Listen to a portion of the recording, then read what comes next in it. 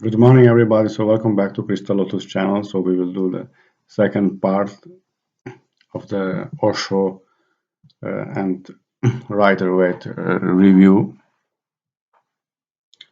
So now we come to the second Arcana, and that's the High Priestess from the Rider Waite. We have this lady.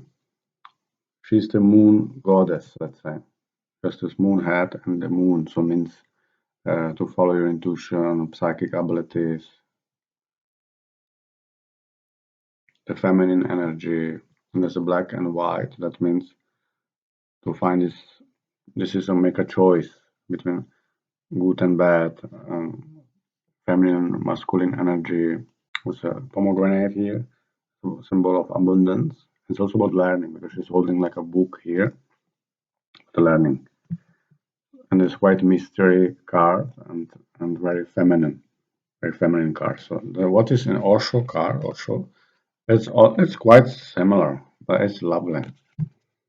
It's written inner voice. So you have to follow your inner voice, and it's quite similar as you see the Rider Waite if you compare the Rider Waite and the Osho. In the Osho, there is also a female with a moon head, as you see, and the new moon. So it's very similar to the Rider Waite. This and there is the moon. There is a full moon, crystal, dolphins here. It's also about following, listening your intuition. The moon's cycles, new moon, full moon, crystal means clarity, clear mind, and the dolphin, joy. So it's about to listening your inner voice and what it says, and also the feminine energy.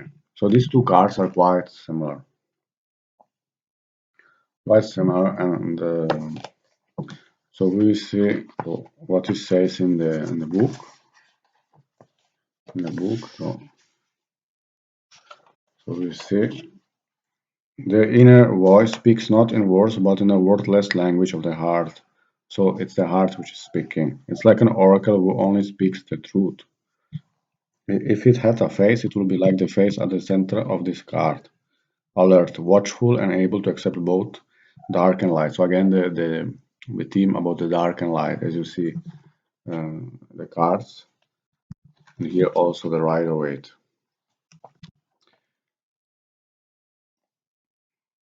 Symbolized by the two hands holding the crystal.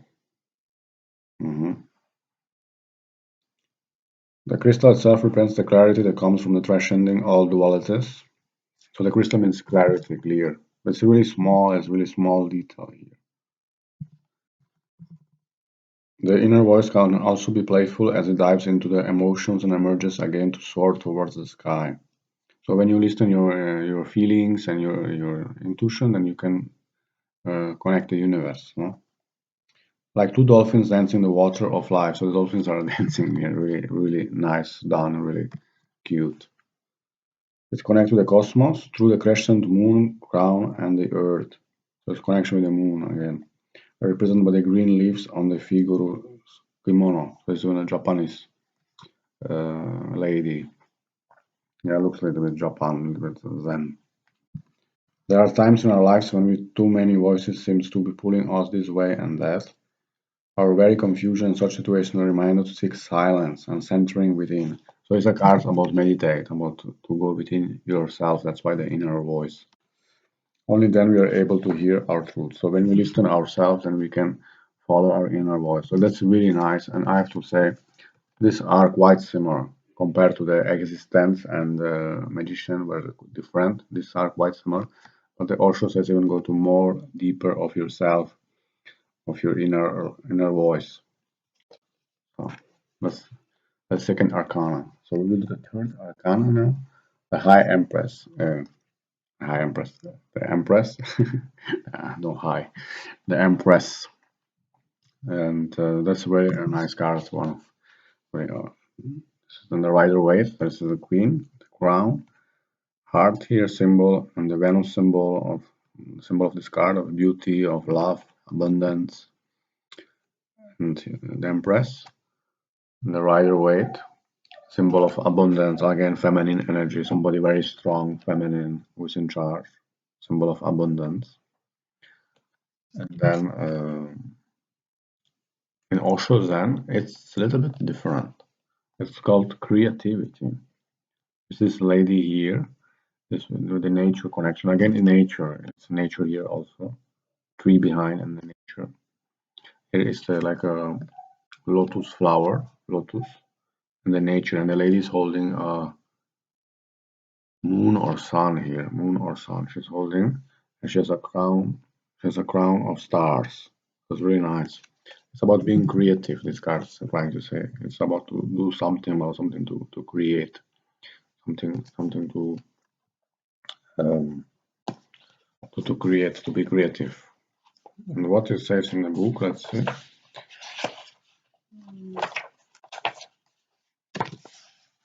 The book here. Let's see what it says. And it's quite different than the Empress, only the nature is similar. This. So here it says, from the alchemy of fire and water below the divine light entering from above. So there is the element fire and water here, down here. The figure in this card is literally possessed by the creative force. Really, the experience of creative is entry into the mysterious. So when you start to be creative, you're mystical, let's say. You don't know. Technique, expertise, and knowledge are just tools. The key is to abandon oneself to the energy that fuels the birth of all things. The energy has no form or structure, yet all the forms and structure come out of it. So you cannot hold this or something, it just creates itself. No? It makes no difference what particular form your creativity takes. It can be painting or singing. So there are different forms of creativity: singing, playing, dancing, all this. Planting a garden or making a meal. The important thing is to open to what wants to be expressed through you. So it's you which you are creating. Remember that we don't possess our creation. They do not belong to us. So again, what you create is not you. Controversial. True creativity arises from a union with the divine. So it's connection with the universe again. The mystical and unknowable. So what you don't know, what is hidden. This then is about a joy for a creator and a blessing to others. So it's when you're connected to the universe, you can be creative. So it's about a lot of creativity and like trust the universe. Different meaning than the Empress and the Rider Waite. Really nice. These both cards are really nice. So then we have the Emperor. Number 4, Arcana, the Emperor. So here is the Rider Waite classical. The Emperor is a strong male sitting in his throne like the king and very stable, and he's in control of all the situation. He's very grounded and he's ready to make a journey. There's a secret meaning here wrote here. So very grounded. So in the Osho, Zen is different. There's a rebel here, the rebel. And this man is also very strong and has his fire is holding, and there are some chains. So he's breaking the chain and breaking free from himself, from what is bounded. So he's breaking itself. So there's even a bird, so it's eagle, so he can fly. So it's quite controversial compared to this one, because here he's very grounded and sitting on his throne like the king. And here is a young man trying to break free from everything and fly. So it's quite different and opposite here. So you see how the Osho can be quite different than the classic Rider Waite. You cannot take the same meaning. Osho you have to put aside is another type of cards and really.